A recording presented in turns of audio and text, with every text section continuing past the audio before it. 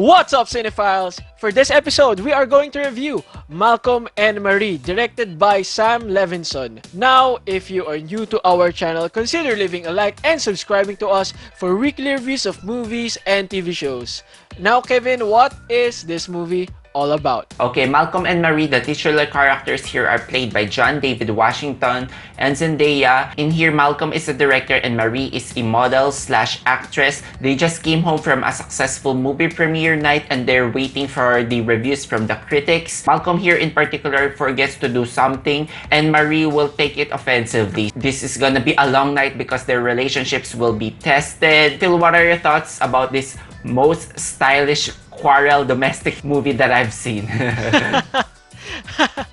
Yeah, first off, I have to talk about the filmmaking. The movie is shot entirely in black and white, and I think that the camera work here is splendid. It's just really well helmed, and of course, we have to talk about the performance here of Zendaya and John David Washington. They are very good in this movie, especially Zendaya. The concept of this movie, as you know me, is really right up my alley because I am generally a fan of movies that are very, very conversational. That is why my favorite romantic trilogy of all time is Richard Linklater's Before series because it's really just conversations all throughout the movie. Now, this movie felt like the final sequence in Before Midnight where it's just a fight and they made it into an entire movie. I really dig this movie, Kevin, but only for the first half of it because it's really interesting and relatable in a way how these two just duke it out.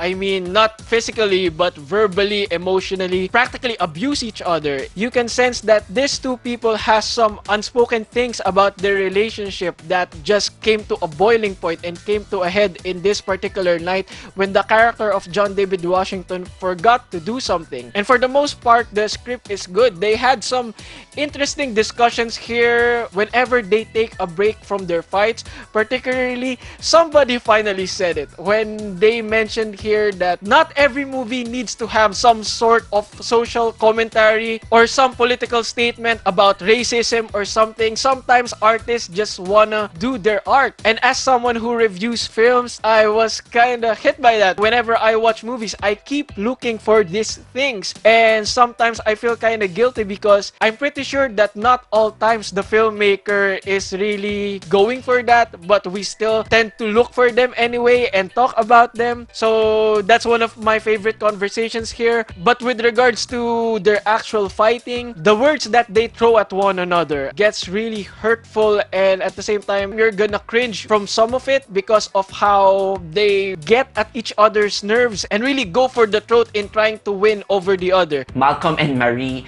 are the worst cinematic couple that we've seen for this year. I'm calling it. Clearly, this movie is about toxic relationships, but I just want to touch first about that filmmaking because wow, this is gorgeous. I feel like the movie is shot in a way that it feels like a 1950s thriller style and it's refreshing. The whole setup is in this gorgeous home and I think the production team really did a well job in picking a house that's really fluid and efficient for the camera work here because we basically have two characters here and I haven't found a single continuity error while watching this. Considering they're doing a lot of tight shots here, probably taken a couple of takes, that speaks a lot to the level of detail and attention. Every scene here looks like a gorgeous candid photograph, especially that end scene without spoiling too much. There's a scene there where the window kind of serves as a TV screen, so it felt like it's something meta, like you're having two screens at the same time.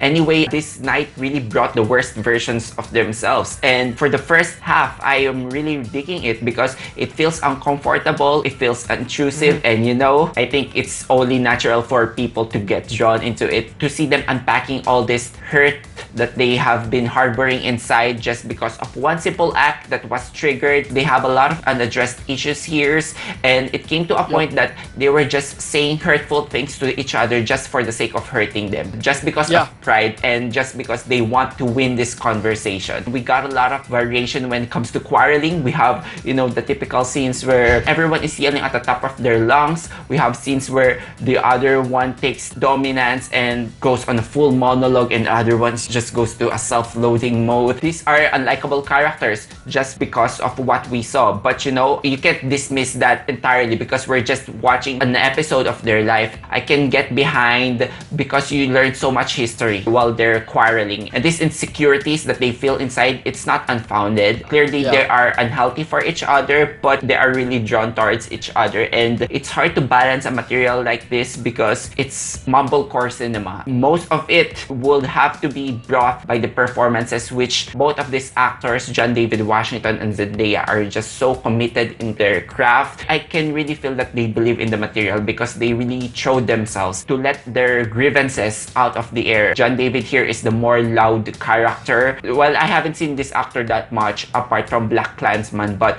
I have seen some emotional rhythms that I haven't got from him. This is a star-making moment for him. Zendaya is just so mesmerizing. She got here more of the quiet moments. I'm definitely convinced by the end of this movie I am going to watch Euphoria. Sam Levinson is also the creator of that show. We have here a lot of insecure characters.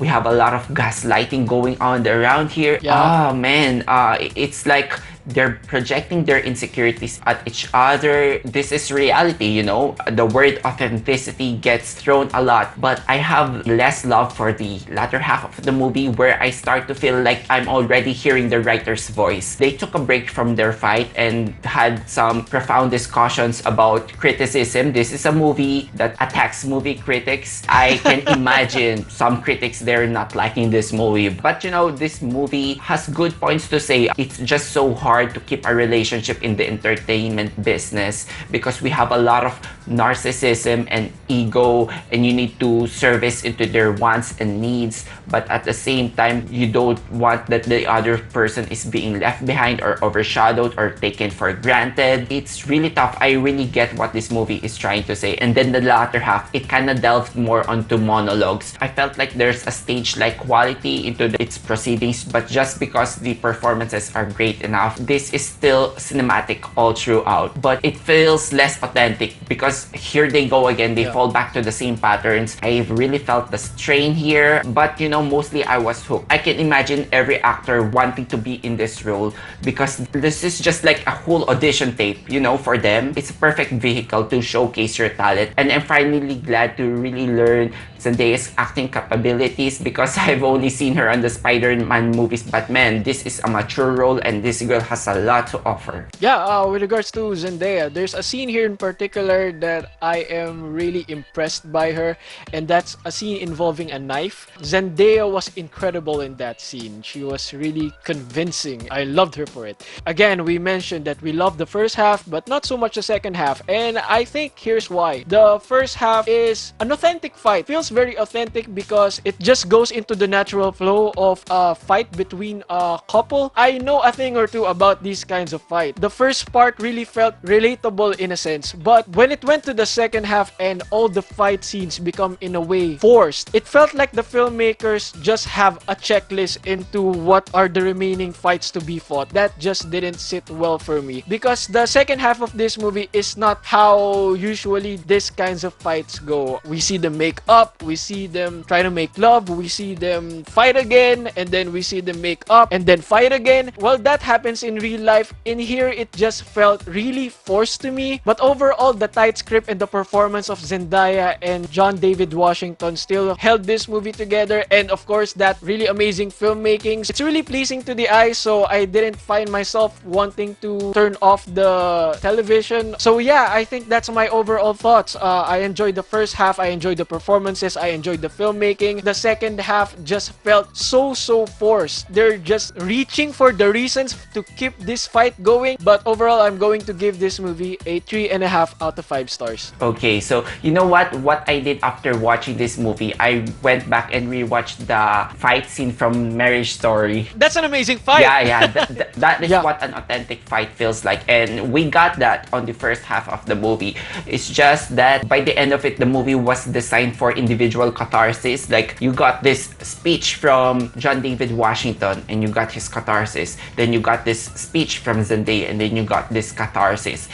It kinda loses that genuine aspect, but I think this movie will fare better if you look at this as an art form. Regardless of my mixed feelings about this movie, I was captivated all throughout, and that is a hard thing to do, to maintain your attention. These actors, they're just incredible because they're just bouncing off this negative energy, and these are crazy people, and you know, the chemistry, the push and pull between these characters, they make it seem more natural than what the script intended it to be. By the end of it, you feel suffocated, everyone's sucking up the oxygen. It's just toxic to watch. But you know, to see this vignette of 2 a.m. quarrels getting formed together is still captivating and fascinating. I'm going to give this movie a 3 out of 5.